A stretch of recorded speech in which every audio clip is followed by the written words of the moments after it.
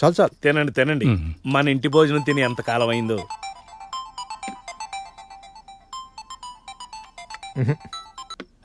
మాట్లాడండి, తీసి మాట్లాడండి. లేదు మామా, రేపు ఎట్లా ఊరిపోతున్నాం కదా.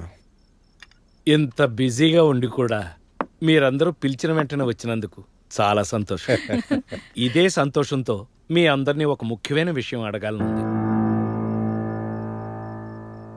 ఏం లేదు, ఒక చేప ముక్క వేసుకుందామని. దీనికేంది మామా, వేసుకోండి. కానీ నిజంగానే నా మనసులో ఒక కోరిక ఉంది. చెప్పనా? చెప్పు నాన్న. ఇది నా చెల్లెలి కూతురు. ఇతను నా బెస్ట్ ఫ్రెండ్ కొడుకు. వీళ్ళని తీసుకొచ్చి నా పిల్లల్ని బయట వాళ్ళకిచ్చాననే భయం లేకుండా బతికేస్తున్నాను.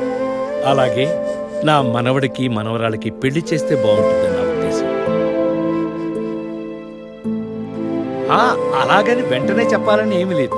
ఈ రాత్రికి బాగా ఆలోచించుకుని రేపు ఉదయాన్నే చెప్పండి. ఇప్పుడు ఇవన్నీ ఎందుకు నాన్న? అసలే మీ ఆరోగ్యం కూడా బాగాలేదు. రేపు పొద్దున్నే మేము బయలుదేరి వెళ్ళిపోవాలి. అంటే వాళ్ళిద్దరు ఇప్పుడే జాబ్ చేస్తున్నారు, అప్పుడే పెళ్ళిందుకులే అని. ఇప్పుడు యూత్ అంతా లేట్ మ్యారేజెస్ కదా మామా.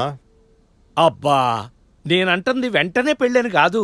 ఇప్పుడు ఒక మాట అనేసుకుంటే బాగుంటుంది కదా. ఓ గట్లానా? గట్లని యారా, పాపగారి కారులో చిక్కుడుకాయలు పెట్టావా? పెట్టానండి. రే, మురళీ కారులో చేపలో ఎండు రోజులు పెట్టావా? ఇప్పుడు పెడతానండి. తొందరగా పెట్టరా. అరే రా రా రా రా. పిల్లలు ఇప్పుడైనా బయలుదేరేది? అవునరా, పద. మామా నాన్న, మీరు కూడా హైదరాబాద్ వచ్చేయచ్చు కదా. ఎందుకురా, వీళ్ళంతా ఉన్నారుగా నన్ను చూసుకోవడానికి. కూర్చోండి. మామయ్యకి టైంకి మందులవి ఇవ్వు. అలాగే. అన్నట్టు రాత్రి నేను అడిగింది ఏం చేశారు? అదేరా, పిల్లల పెళ్లి గురించి. మాకిష్టమేనన్న, కానీ వాడిని కూడా ఓ మాట అడిగి. మరి అల్లుడు గారు? నిన్న నువ్వు చెప్పింది నిజమే మామా. తెలిసిన కుటుంబంలో ఇస్తే భయం ఉండదు. అమ్మయ్య, అందరూ ఒప్పేసుకున్నారు. పిల్లల సంగతి అంటారా, వాళ్ళ సంగతి నేను చూసుకుంటాను.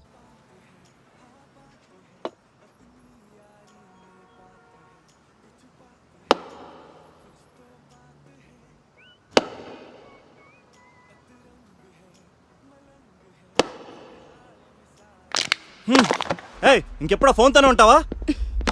నేను కాదు, నువ్వు. నీ ఫోన్లో నువ్వు షేర్స్ చూసుకున్నప్పుడు నేనేం అనలేదు. అనవసరంగా మాట్లాడకు.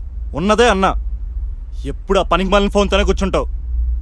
నువ్వు మాట్లాడకుండా కూర్చుంటే నేనేం చేయను? నీ మొహం చూస్తూ కూర్చోనా? చూడు రిషి, నేను చేసేవి నీకు తప్పైతే నువ్వు చేసేవి నాకు తప్పే. ఇదే నాకు నచ్చింది. ఏదైనా మంచిగా చెప్తే వింటూ నేర్చుకో. నన్ను ఒకరు కంట్రోల్ చేయడం నాకు నచ్చదు. నచ్చకపోతే పో. నీ వెనకాల ఎవరు తిరగట్లేదు ఇక్కడ. నాకు నీతో ఫ్యూచర్ కనిపిస్తోంది రిషి. భయం వేస్తోంది. వాడేసావా నీ ఆయుధాన్ని? ఉందా ఏడు పాపు? నాకైతే నా ఫ్యూచర్ ఇక్కడే కనపడుతుంది. మరి అయితే నాకు నువ్వు వద్దు ఇలా. అయినా నువ్వు డబ్బుకిచ్చే వాల్యూ మనుషులకి ఇవ్వలే. ఎక్కువ మాట్లాడు. నీకు నాకు సెట్ అవుతుంది కానీ తొబ్బే.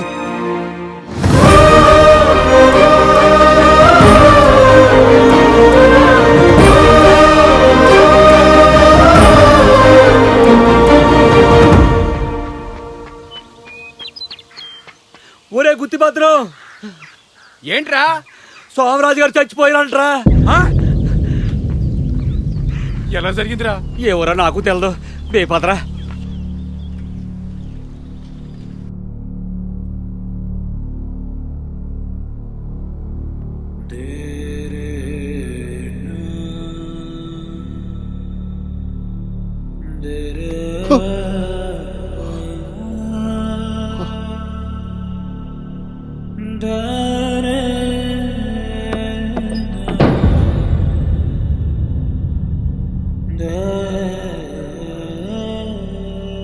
చాలా సరదా మనిషి, ఎంతో అదృష్టవంతుడు. నిద్రలోనే పోయాడు. ఎప్పుడు నవ్వుతూ ఉండాలిరా, అదే ఆరోగ్యం అనేవాడు. చివరికి వాడి నవ్వే మిగిలిపోయింది.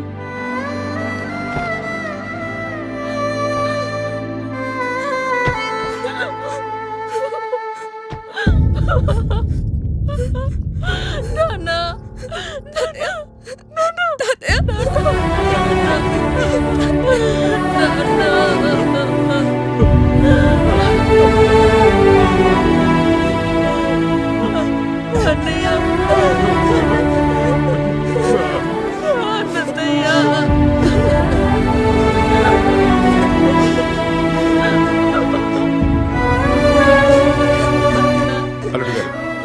అయిపోయేలా ఉంది.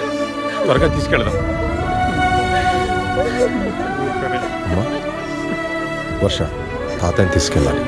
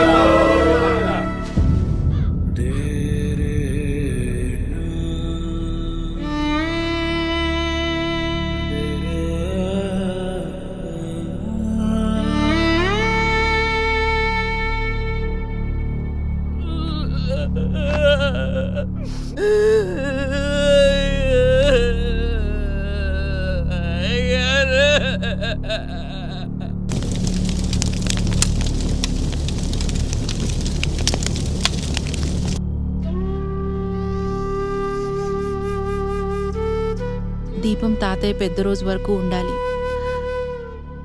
చూస్తూ ఉండు.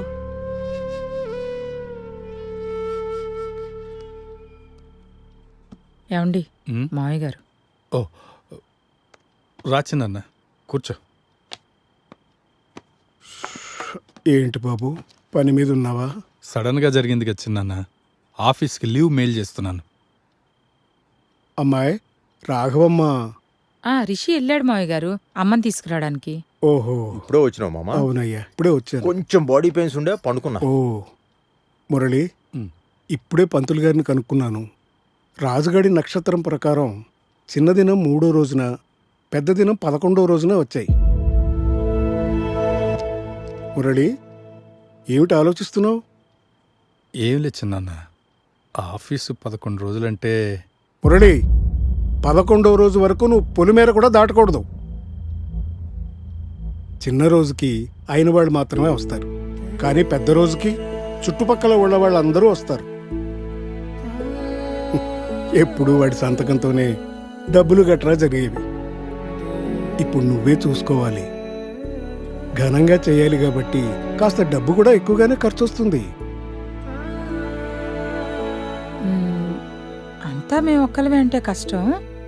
అన్నయ్య గారు వాళ్ళని కూడా సగం పెట్టుకోమనండి. డబ్బు పెట్టుకోనికి నేను కొడుకునా, అప్పుగా అయితే సరే. అలా ఎలా అన్నయ్య గారు? మాకెలా జరిగిందో మీకు కూడా అలానే కదా జరిగింది. గది మామ బాధ్యత, చేసిండు. మరి ఇది కూడా మీ బాధ్యతే. ఎవర్సా లోనికి బా.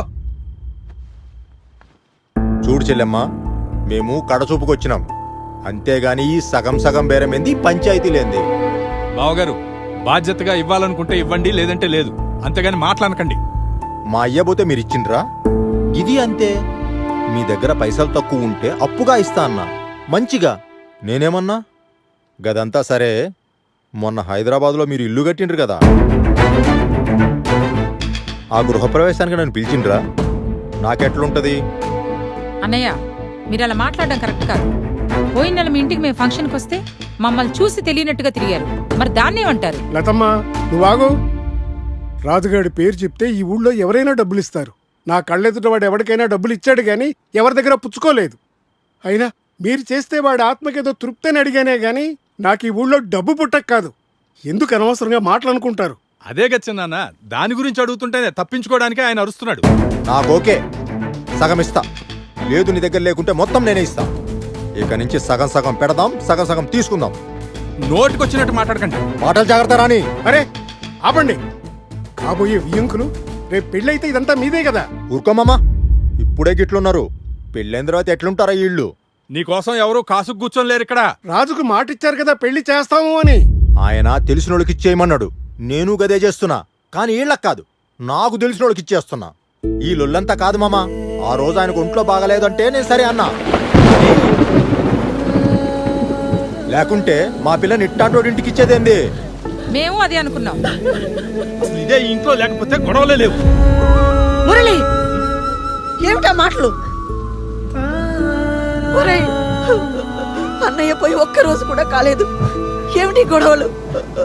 ఇలాంటివన్నీ చేసి అన్నయ్య ఇంకా చంపకండి. మీరంతా గొప్ప చదువులు చదువుకున్నారు, ఎందుకు దండగా? ఆ ఏడు పైన లోనికి రా.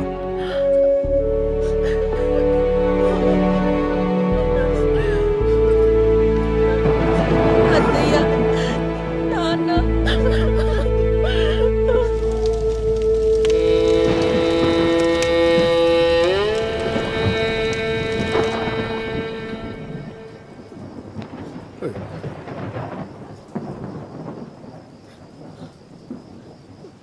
బాధపడకమ్మా.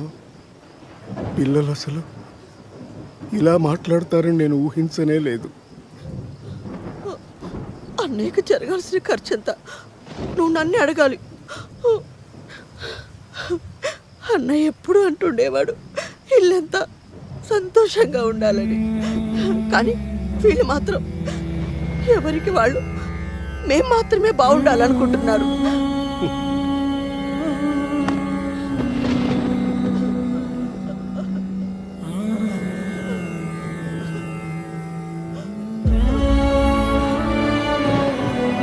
బాధపడకమ్మమ్మా. కళ్ళచూపు కూడా చూసుకోలేకపోయాను మీ తాతయ్యని. చుట్టూ ఉన్న మనుషుల గురించి మనిషి పోయాక తెలిస్తే ఏం లాభం?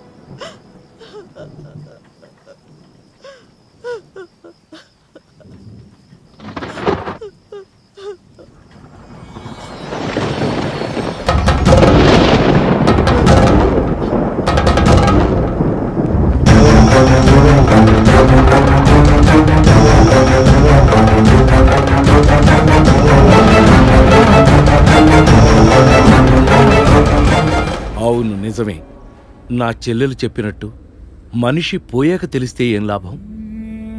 ఆ రోజు నేను చూసిన నా పిల్లలు నిజం కాదు, నా పెంపకం నిజం కాదని అర్థమైంది. అలాంటప్పుడు 11 రోజుల పాటు వాళ్ల మధ్యన ఎలా ఉండాలా అనిపించింది. ఎవరికైనా పోయే ముందు జీవితం అంతా ఒక్కసారి కళ్ళ ముందు గిర్రున తిరుగుతుందంటారు. కానీ నాకు పోయాక తిరిగింది. హలో, నేను మురళి. చెప్పావు. నాన్నగారు చిన్నదేనో రేపు వచ్చింది. అలాగా? పెద్దదేనో అదే 11వ రోజు వచ్చే బుధవారం వచ్చింది. ఉంటాను. నాగే మావయ్యకి చెప్పా? చెప్పాను అత్తయ్య. ఏడీడు? ఎవరు కొత్తంగాడా? అన్నయ్యకి అన్నం పెట్టాలి. వాడు నిన్నటి నుంచి కనిపించట్లేదు కదా. సర్లే. పాపా పాపా, వస్తున్నా అత్తయ్య. నాన్నకు అన్నం పెట్టాలి, అరిటాకులో తీసురా. అలాగే అత్తయ్య. కొత్త ఇంట్లో ఉంటే బాగుండు, అన్నీ చూసుకున్నాం. వాడుంటే కాదు, ఇంట్లో అన్నీ ఉన్నాయో లేవో చూసుకోండి.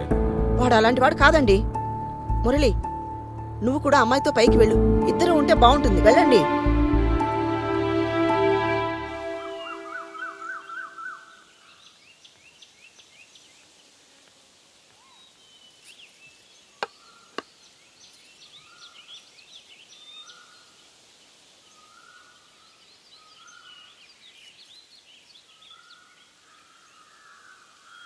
సరే, నేను కిందకి వెళ్తాను.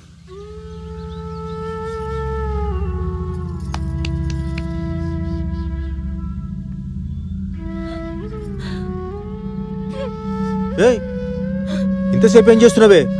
ఇంకా ఈయనే ఉన్నావా? అరే, ఎందుకు ఏడుస్తున్నావే? ఈ కాలంలో కాకులేడున్నాయే. చల్తి, అక్క ఫోన్ చేసింది, వాళ్ళు చిన్నదినానికి రావట్లేదంట. గా సంతోష్ గారిని పంపిస్తుండ్రు. జర జాగ్రత్త, వాని సంగతి నీకు తెలుసు కదా. చల్, కిందకెళ్దాంపా. అన్నట్టు చెప్పడం మర్చిపోయినా, ఎల్లుండిగా సంతోష్ గారితో మనం కూడా ఇంటికి పోతున్నాం. అర్థమవుతుందా? ఏయ్, ఈడ నువ్వేం చేస్తున్నావే? కిందకబా. అయితే ఏం చేసావు? మొత్తం చెరువులు చేసేసాను రా. అందరూ అదే కదరా, బాగానే కిట్టుదులే. ఎక్కడి నుంచి? ఒరే, ఇది అన్నావా? రాజుగారికి పెట్టి భోజనం కాకులు ముట్టుకోలేదట్రా. అయితే ఆయనకి ఇది పెద్ద కోరిక మిగిలిపోయి ఉంటదిరా. రేపు 3వ రోజు కదా, చూద్దారి.